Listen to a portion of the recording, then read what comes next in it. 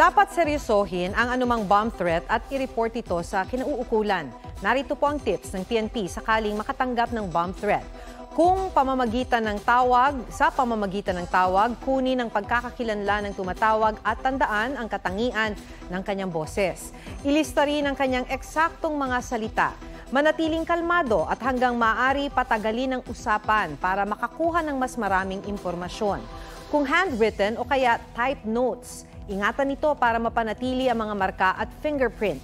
Agad itong i-forward sa mga kinauukulan para masuri. Iwasan ding magpakalat ng mga hindi beripikadong impormasyon online para hindi ito magdulot ng takot sa publiko. Kung may matagpuan namang kahina-hinalang bagay o bagahe, huwag itong lapitan o galawin. Huwag ding gumamit ng electronic gadgets tulad ng cellphone, handheld radio at iba pang kagamitan pang komunikasyon sa layong 300 talampakan. Ipagbigay alam ito sa pulisya para mapuntahan ng bomb squad. Huwag magpahuli sa mga balitang dapat ninyong malaman. Mag-subscribe sa GMA Integrated News sa YouTube. Sa mga kapuso abroad, subaybayan nyo kami sa GMA Pinoy TV at sa www.gmanews.tv.